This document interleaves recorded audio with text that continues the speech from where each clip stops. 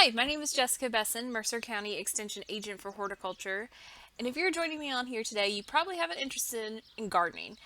This is a Gardening 101 class, so we're just going to cover the very basics of gardening that anyone can do. And during this time right now, a lot of people are wanting to grow their own fruits and vegetables for their family. And hopefully, after this little presentation, you will have the confidence to go out and plant your own garden. The first thing we need to think about is site selection. Where are you going to put this garden? Most vegetables need at least 6 to 8 hours of sunlight a day to produce well. So we're going to want to try to find a place where they can get that full sunlight. Avoid planting it near a lot of trees or right up against your house where it may be shaded most of the day. We want to watch out for walnut trees, especially. They produce toxins in their roots that will basically cause your garden to decline. And if you ever look at a walnut tree, you'll see there's not much vegetation that grows underneath of it, and it's because of those toxins that they can release. We want to try to find something that's relatively level. We don't want a big long slope with our garden. We want to avoid low spots. This will help in the early spring. Those low spots tend to stay colder longer, so that'll help that it'll warm up quicker if you're up higher on a hill. You want a well-drained area. So we don't want water to be sitting in our gardens after a big heavy rain. This can lead to disease issues with root rots and other issues. And no one ever wants to have to be tromping through a really sopping wet garden. Make sure it's close to a water source and close to your house. You're going to be way more successful if you have your garden close to your house and close to a water source. Because once it gets in the 90 degrees during July, nobody's going to want to have to carry buckets of water or watering cans so way far back of your property to water. The closer it is to the house, the more likely you are going to water it. You're going to scout for insects. You're going to be able to go out and weed. You're just going to be able to see it, and it's going to be a nice reminder that it's there, and you're more likely going to take care of it.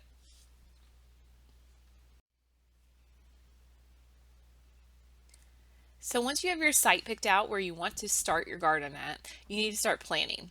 So keeping a notebook is a great way to keep track of what you want to do and what you ended up doing, and it's great to have for the following year so you can see like, oh, these plants did really well versus these other ones did not do well, or I thought I may like this variety, but it turns out I did not like this at all and will not plant this again.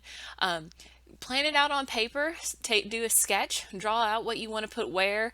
If you want to start off by putting some early season crops in, and then you can follow it with a different summer crop of something else.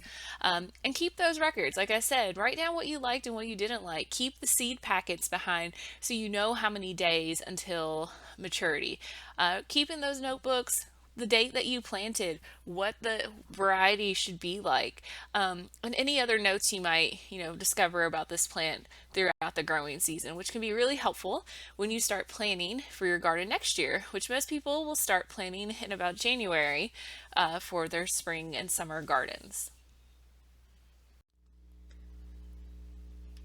So now that you have your plan, where you want to put your garden, you have your site selected, the next step that we usually recommend is for you to do a soil test.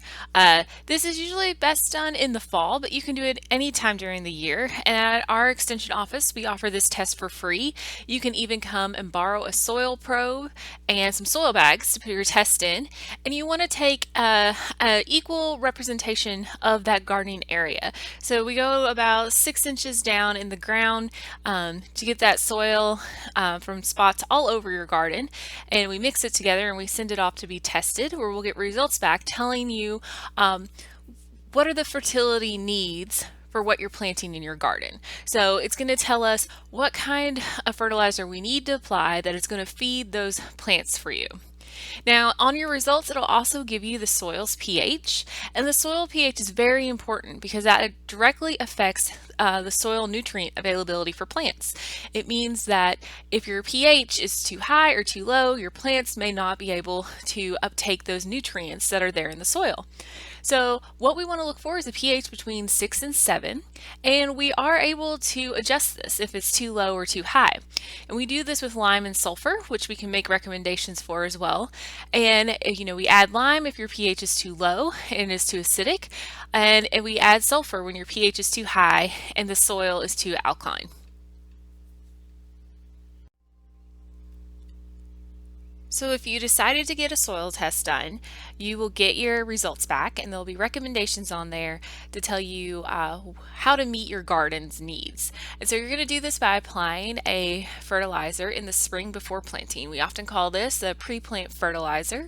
We want to make sure to spread it evenly throughout the entire garden, just like we did by taking our soil test evenly throughout the garden, because plants are going to need a continuous supply of nutrients throughout the growing season to produce high yields and good quality crops. And on the next slide, I'll show you a little more detail about how we do this pre-plant fertilizer, but then we need to fertilize again throughout the season at certain times to help these plants do their very best.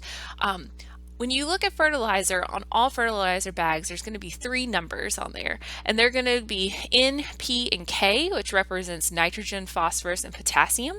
Your nitrogen is going to cause plants to have lots of growth, lots of leafy green growth. So maybe sometimes you planted a tomato and you don't get much fruit, but you have a lot of green growth on it. It might be because you've added a little too much just nitrogen to there.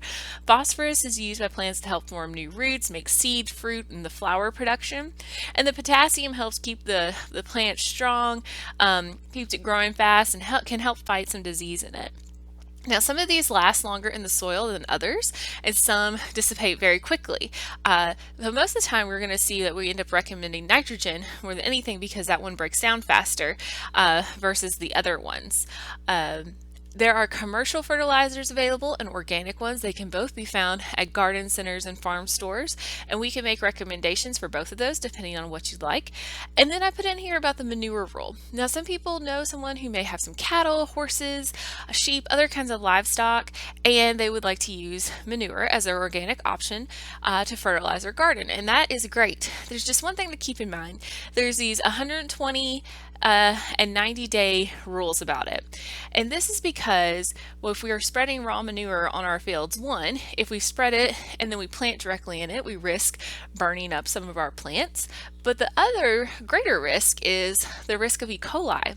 So if you are spreading the manure and you're planting something that grows on the ground, that touches the soil, like lettuce, you want to wait 120 days. So you put that on, and you have to have 120 days before that crop is ready for harvest to make sure that E. coli is no longer there. But if you're planting something like corn or tomatoes, you have to be 90 days out from harvest. So you apply that fertilizer, and if it's a crop that's up off the ground, 90 days later it is safe to harvest that crop.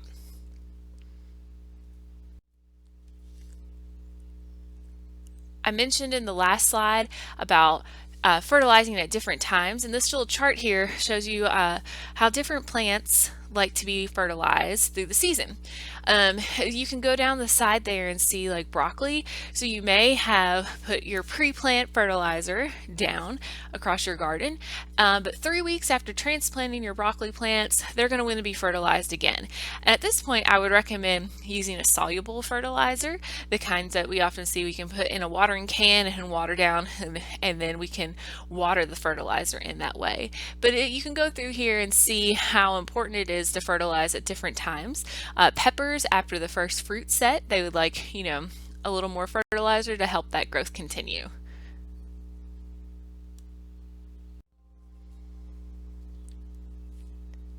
We have all of this pre-plant information now. So we're prepared to go out and start working in our garden because we have our soil test results. So we know when we're ready to get started, we know exactly how much fertilizer we need to put on and to get ready to start planting. So we want to work our gardens as soon as it's workable in the spring. You most likely are going to be using a tiller in your backyard.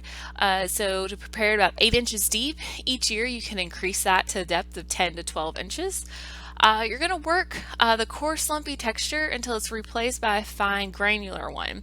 But at the same time, we don't want to overwork it where it becomes like super powdery, because when it rains, it'll crust over and make a hard surface for those seedlings to pop through. At the same time, we never want to work the soil when it's wet. This will cause compaction and press down the soil structure. So not only will it be hard for seedlings to pop up, it'll be hard if you're putting transplants in for those roots to grow out in that soil and get established really well. And if we already have a lot of clay soil, we don't want to risk adding other issues to it that we can try to control. Think about adding some organic matter. You can add this in the spring or fall. Maybe you want to use some compost, mulch, do a cover crop through the winter. That's where you plant maybe something like some wheat seed or something, and then you can bury it back, till it back in the ground in the spring. Cover crops help, and organic matters help loosen up and improve soil drainage, helps build up microorganisms, and has the potential to add some nitrogen. So then that following year when you get a soil test done, you might not need as much nitrogen fertilizer to add because you're adding it back into your soil naturally. But that's just a good option to consider if you think you want to continue gardening for a couple of years.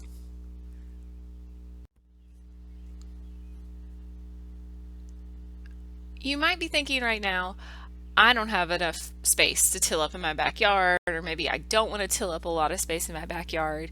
But you're not out of luck. We can grow vegetables in a variety of different spaces, so and a lot of small spaces. So the first thing you can also think about is containers. You can see a picture there, those 5-gallon buckets of growing vegetables in them. So if it can hold soil and it has drainage holes, you could probably grow a vegetable plant in it. And we'll talk about that more on the next slide. Raised beds are a wonderful option. I'm seeing tons of people put up raised beds right now. Just a few things to keep in mind about them. We want to make sure that we don't use railroad ties that have been treated. So we need to pay attention if the wood is treated or not treated. Keep in mind about depth. We want to have them be at least 6 to 8 inches. Maybe you want them even higher so you're not having to bend over and hurt your back to get in them. And you also want them to be just wide enough where you can reach across, because if it's too wide, it's a little hard to work with them. Another thing to keep in mind about raised beds is a lot of people want to put a thick layer of landscape cloth underneath of them, but we want to try to avoid that because we want those roots to eventually grow down into the ground, right? So and sometimes that's not an option, but if you're worried about weeds, if you're planting them on grass and you're worried about weeds, you can start off by putting some cardboard down underneath of them, and that'll break down over time and help suppress the weeds too. Square foot gardening is a wonderful option. So this is for dividing like that raised bed. It's down there in the bottom right hand corner. Dividing like a raised bed into small square sections, typically about a foot. And this allows you to intensely plant a vegetable garden or maximize the space that you have. So within each square foot you can plant a set amount of plants. So like a tomato is in 1 square foot by itself, but you could get 4 lettuce plants in a square foot, and then the next one over you maybe plant 1 squash plant, or then after that you plant 6 carrot plants. So you can get a lot of diversity in a really small space. Succession planting, so that's where we're going to plant an early spring crop, and then we're going to follow it with a summer once it's finished, and then plant in the same spot a fall crop. So that takes a little bit of planting, but you can get multiple crops in one section. And then that picture on the left hand side there, that is straw bale gardening. So that's where we season straw bales, and we are able to plant in that example there tomatoes, and there's some cucumbers, and you can do a bunch of other crops in straw bales.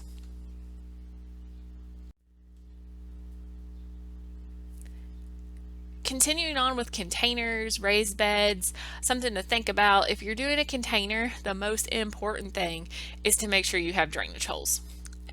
Sometimes we're sold flower pots that have saucers on the bottom and it looks like they have drainage holes, but they totally don't. So you want to make sure to check for drainage holes. If not, put your own drainage holes in. So you can use pretty much any type of container as long as it has drainage holes and will hold soil. You also want to make sure it's the appropriate size for the type of plant you're growing. You don't want to have a tiny pot and try to put a tomato in and then it gets top heavy and it falls falls over. Most of the time with these, we're going to use a soilless media. So that's going to be like a commercial mix that we can find at a garden center. It's going to be loose, well aerated. It's not going to be soil from our yard or garden because we're just going to bring in weed seed that way, potential disease, maybe some clay. This is a great opportunity for those of you who have clay or really hard ground to build a raised bed or have a container and fill it with, you can buy topsoil, or you can buy these commercial mixes and fill them up and have good soil to grow your vegetables in.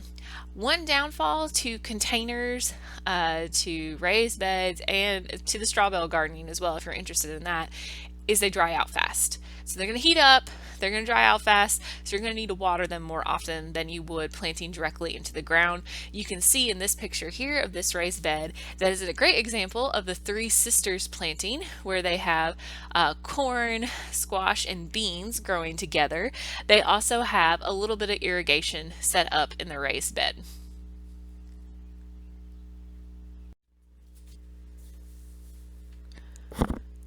Now this is what everyone has really been looking forward to, is actually being able to plant, especially when it's been really warm outside right now.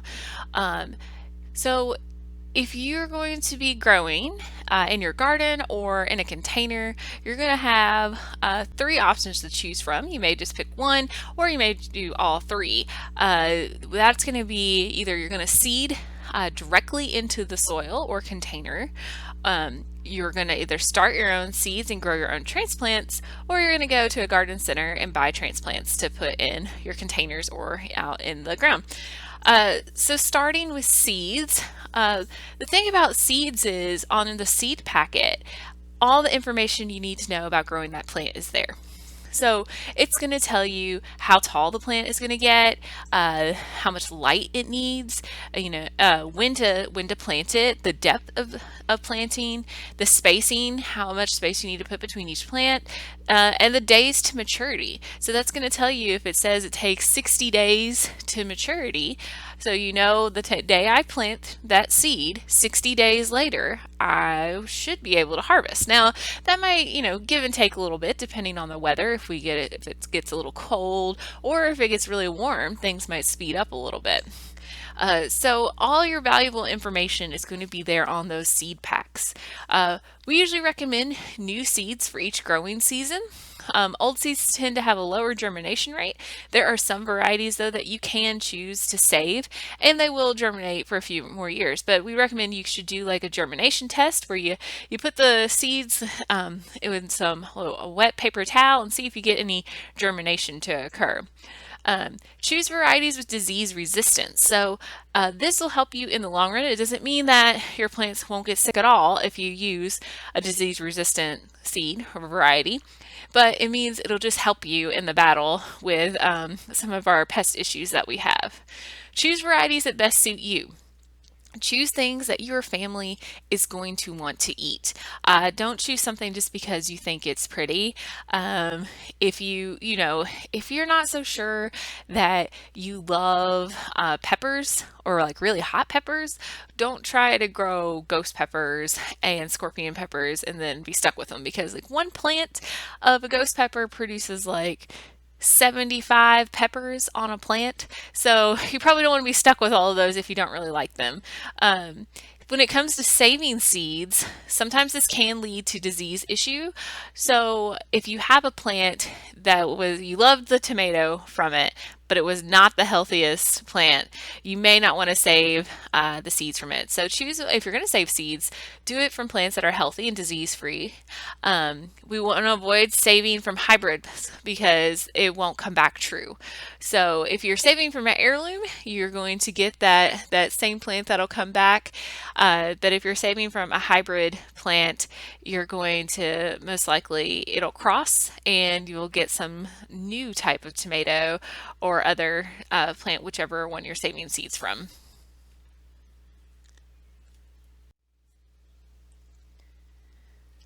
The weather has been really nice and warm for the beginning of April, so everyone has been super excited to get out in their gardens and start planting.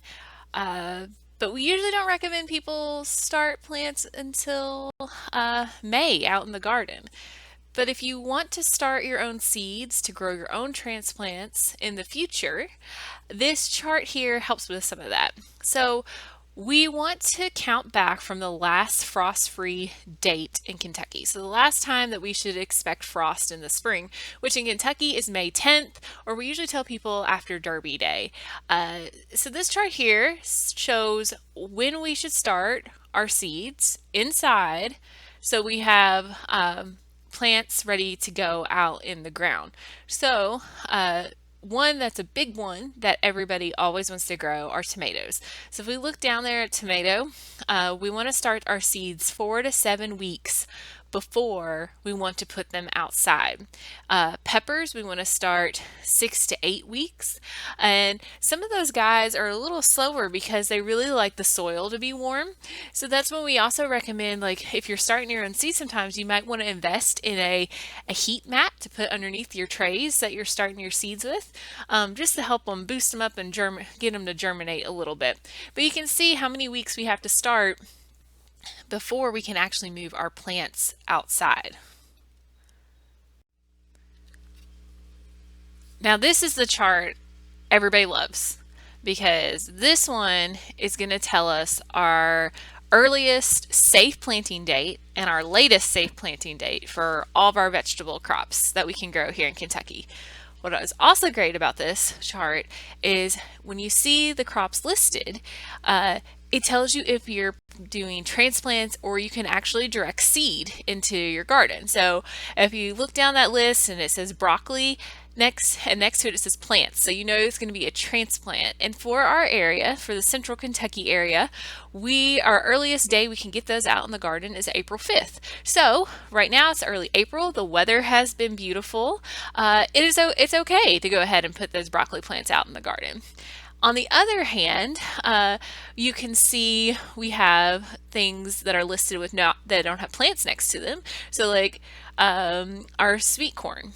For our area, April 20th is the earliest date. So we really need to wait till the end of this month to put the sweet corn in the ground because right now the soil is probably still too cold for it to germinate and can cause the seeds not to germinate and possibly rot in the soil. If you go all the way down and we see tomatoes that everybody loves, it recommends that we put plants out, and we don't do that till May 5th. So if you have your tomato plants out already, you might want to take a little extra care and be prepared to cover them, or if they're in containers, be prepared to move them inside because we could still have a little bit of a cold snap. On the right hand side of this chart, which is great, I think a lot of people don't think about how late we can plant some crops before we can get our second crops. Now you can see they also have some things that say spring only, like peas. We can really only plant them in the spring here in Kentucky. But then we can also plant, a second round of carrots in July. There's some things that we can actually plant a little later too. It shows when we can plant garlic in October and November.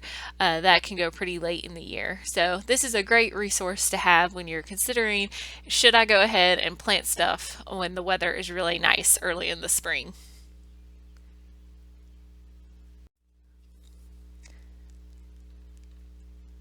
Now that we've decided on what you want to plant, you have your seeds and you decided you're going to direct seeds, the soil should be moist at the time of planting, but we want to make sure that it is not soaking wet because, as we talked about before, we don't want to risk compacting that soil down further than we need to. Test the soil moisture. You can grab a handful of your soil, squeeze it together.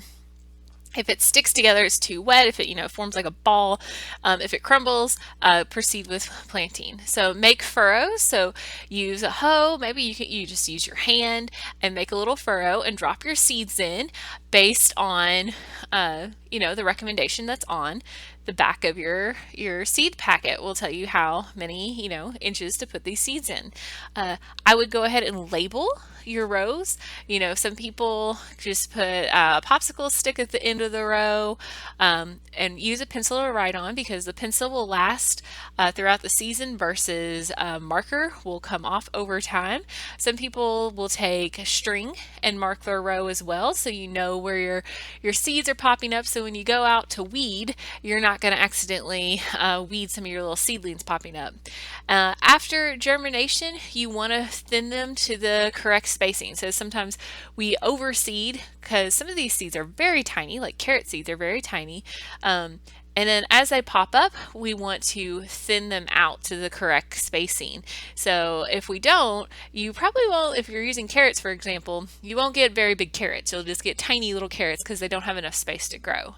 Another thing with carrots, a lot of times we will mix beet seed or radish seed with the carrot seed, and they will pop up through the soil first. They're a little stronger and they break up that soil and allows those carrots to come up and grow.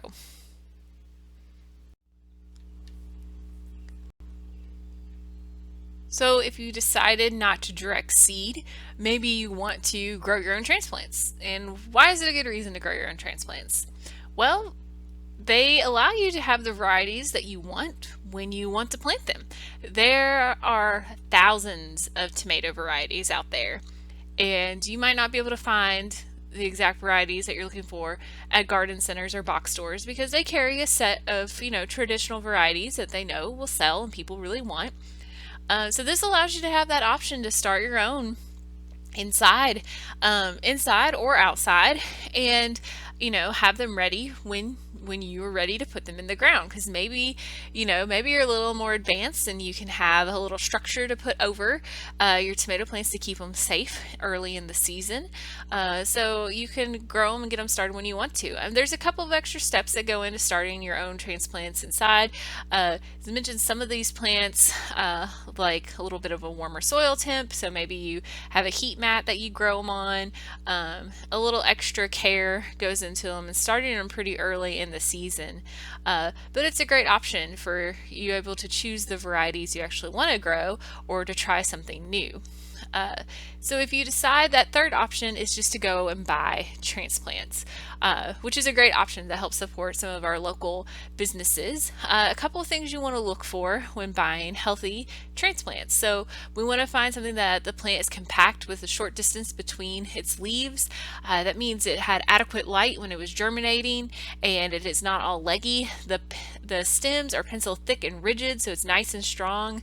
It has dark green leaves, so we know it's getting proper nutrients, and it doesn't have any other nutrient deficiencies or other potential issues. And avoid flowering plants or one that have fruit on them already. A lot of times people think they're getting a great deal by finding a tomato plant, especially that's already flowering or has little tomatoes on it. But actually, that will inhibit the plant growth once you get it home. That means that the plant probably doesn't have the best root system. And we want it to have a good, strong root system so it can continue to produce throughout the rest of the season, because in those tiny pots, it's not much room for those roots to grow. So it's best to avoid those plants that are already flowering and have fruit on them. And then always check for pests. Look underneath those leaves. If you suspect something's a little funny with them, try to avoid those plants. Now, if you have started your own plants inside, you're going to want to do a practice called hardening off, because if they've been inside in this nice environment, or even in like a little greenhouse area, if you put them directly out in the ground, it's going to be a shock for them. They're not used to the outside environment yet. So this process of hardening off, it occurs 2 weeks before you're going to transplant them out in the garden. You're going to reduce the amount of water. You're not going to stop watering them. They're still going to need to be watered, but you're going to place them in a cool, shady spot where they can slowly acclimate to the direct sun or the outdoor conditions. So they won't so they'll just do better once you put them out in your garden, and not go in shock and stop growing well just because they're not used to the outdoor temperatures.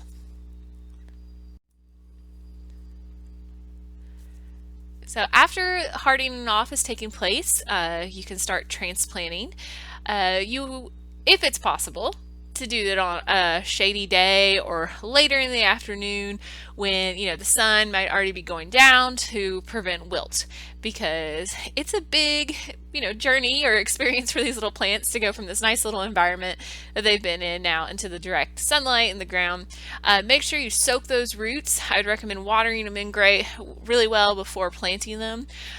Follow the depth and spacing based on the tag that you that comes with your plants. And or if you started them yourself, you have that seed packet, and that seed packet will tell you the depth and spacing between the plants as well. And then plant at the correct time. Refer back to that chart that I showed you a few slides ago about when those tomatoes should really go in the ground versus when that broccoli plant can go in the ground.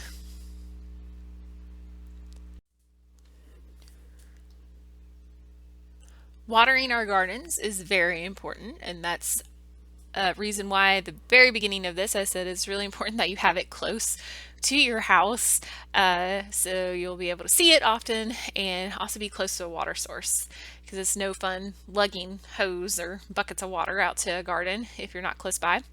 We want to irrigate or water our gardens so they receive about an inch of water a week. This will improve your yields, improves quality. If we're not getting rain, we need to make sure that we get out there and water. We want to try to avoid watering overhead. If you can water at the bases of the plants, that will be better, because that will help reduce the risk of diseases, foliar diseases being spread. A lot of times people ask, how on earth do you know that I've watered an inch of water? So a tuna fish can is an inch. So you can set that out in your garden, and as you water, if you are watering overhead or if you're watering near the plants, you can see when that fills up with water. You've watered about an inch of water. Other options for people, you can see this raised bed in front of you here. They sell these little kits of irrigation kits that you can hook up for raised beds or in your garden. You can get them online. We have some garden stores, or we actually the commercial horticulture stores. You can buy irrigation kits as well to put up in your garden if that's an option for you, for easier water, and something that maybe you're more likely going to do than carrying buckets out. Now, certain times are more critical than others when it comes to watering. This chart here shows some of those critical periods for water. Sweet corn, for example, it's really critical for them to get a drink when they're silking and tasseling, because that's when ear development is going to happen for your kernels. With cucumbers, flower and fruit development is critical time if you want to have really good cucumbers. Tomatoes, uniform supply from flowering through harvest. That water getting to those tomatoes can play a factor in a couple of different things that we end up seeing on tomatoes and how the fruit is formed, and some of the issues that we see with them, like blossom end rot. That a lot of people think it's a calcium issue, but it's because uneven watering, and then the plant can't take up the calcium that is there in the soil. So it's important to make sure that we water those gardens on a regular basis.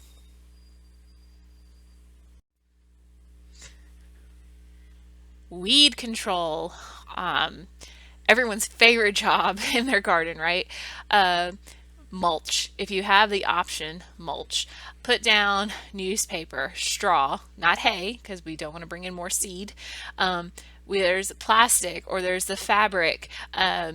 This field here is more of a larger commercial production field, but this is where they have the woven fabric, and they've burned holes in it where they plant in, and then they reuse it every year. A couple of slides back on the planting slide was another picture of more commercial, where they have the raised beds with plastic on them, where they make raised beds out in the field, and it lays plastic and irrigation down at the same time, and it helps prevent weeds that way. You want to prevent weeds from going to seed. Some seeds can remain viable for 20 years, so it's important to get those weeds out of there when they are small. Um, get out there, um, use a hoe, use a shuffle hoe, and try to get those weeds out of your garden when they are small. Be cautious if you choose to use a herbicide and spraying it in your garden. Keep in mind that you need to be very careful around your plants because you may end up nicking them as well. Keep the borders free of weeds. This will keep, not only in between the rows, but around the outside as well. It will prevent weed seed from blowing in. It also houses insects around the edges. Clean your equipment off between uses. Avoid using uncomposted manure because seeds can be viable in that uncomposted manure. Avoid buying weedy transplants. But we're not going to buy those anyways based on what we talked about on the last slide. When we look at our transplants, and purchase high quality vegetable seed. Sometimes we can purchase vegetable seeds that will have weed seed in them, if and that's just making it more difficult for us for our garden. So we just want to make sure that we purchase seed that's a good high quality seed. Insect control. The big thing with insects is just getting out there and scouting. Go out in your garden and flip the leaves over and check them. Check your garden multiple times a week. This will give you an advantage. If you start to see an insect pest, you'll be able to control it early on. So you may not even need an insecticide because you may be able just to use some soapy water and knock those insects into a bucket of soapy water. Avoid over fertilizing. This makes some plants more susceptible to insects like aphids. With that new leafy growth, you bring in high populations of them. Control weeds in the garden. As I mentioned on the last slide, like those border weeds can harbor insects and they'll just move right on over to your garden. Hand pick if there's only a few. There's no point in going out there and spraying your entire garden if you only have a very few pests because you risk hurting some of our pollinators. Use row covers. The white fabric, the tobacco canvas or remake cloth as we call it, you can cover some of your plants to prevent insects. I know a gardener who does that with her broccoli plants to prevent the cabbage looper that's there in the bottom right corner, and she gets beautiful broccoli every spring because she just ends up covering her plants to keep them off. Use an insecticide only when needed. My advice would be make sure you know what you're dealing with first.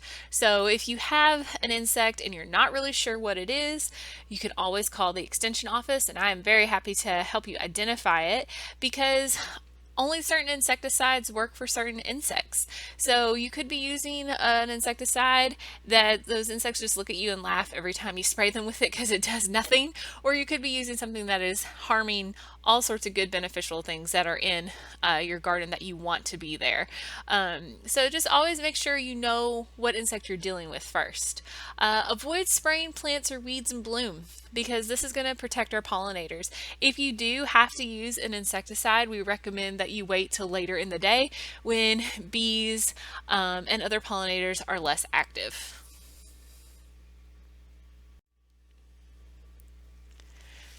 Disease control.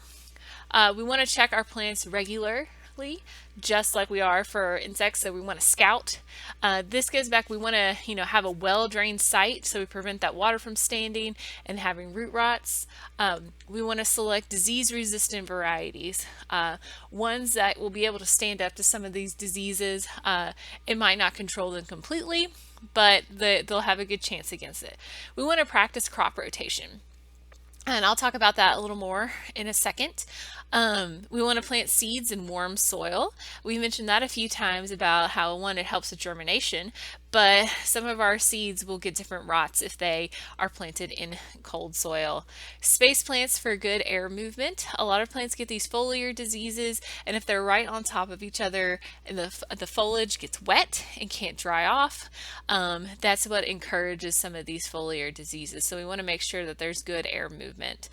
Remove and destroy any diseased plants. So sometimes we have plants that start looking a little sickly and we think, okay, I'm just going to baby this guy. I'm going to give it a little more water. I'm going to make sure to take extra good care of it. But if it's getting sickly and it risks spreading to some of your other healthy plants, uh, just go ahead and pull it and throw it away.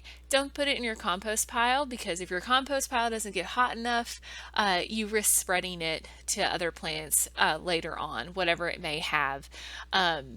So I'm a plant person. It's hard to get rid of some of those sometimes. You think you can save them, but it's best. It's for the betterment of your entire garden.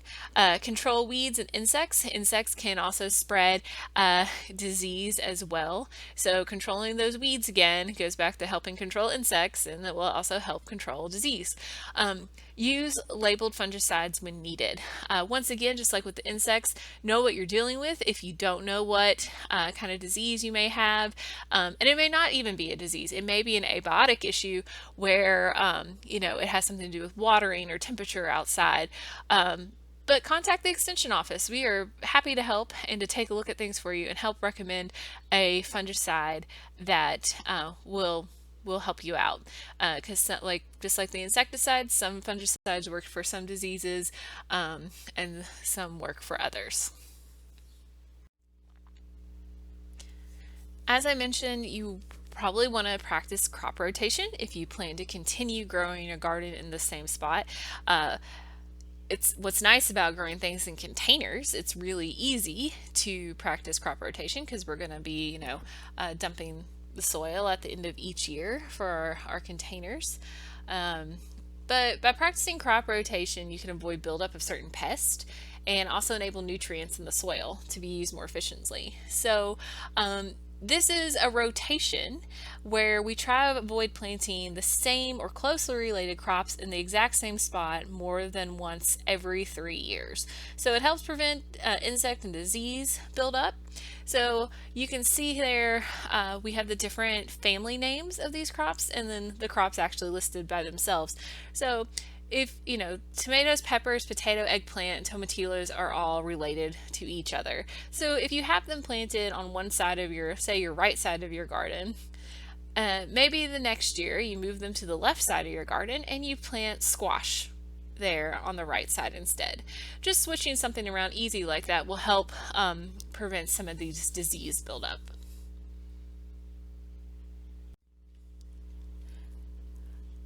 The last thing to talk about is critter control. A lot of people end up dealing with deer, rabbit, raccoons, especially, like you can see they're eating corn, voles, all sorts of different critters. Recommend fencing, using some electric fence, and well, using just fencing in general, above and below ground, to try to keep some of these critters out of your gardens. Electric fence for some of them, especially with raccoons and sweet corn, maybe doing a couple strands of electric fence around the sweet corn patch to keep out the raccoons, really low to the ground and going up so they can't go under or over. Sometimes you have to put out traps. Groundhogs is another one I forgot to mention, but groundhogs can destroy a lot of a lot of your plants. Putting out traps, putting different scents out. They'll work for a short period of time. And then there's also bird calls available. So it's birds in distress. And it's very, very loud, but if you are desperate enough, you can purchase those. And they have those distress calls that will keep birds away from your garden. And if you need more information on controlling different critters that may get in your garden, you can always ask us at the office as well for that. All right, that wraps up our Gardening 101 presentation. I know that was a lot of information, especially for somebody who may be growing a garden for the first time, but you can totally do it. Just start off small this year. Go and just purchase transplants, and if you don't want to till up your whole yard, just start planting some things in containers and see how you do from there. Just start off small. And if you have any questions or anything pops in your mind about gardening or need more information besides what's in this PowerPoint, you can give us a call at the extension office at 859-734-4378, or you could email me, and that's probably probably going to be the best way to get in contact with me right now, and that's jessica.besson@uky.edu. Happy gardening!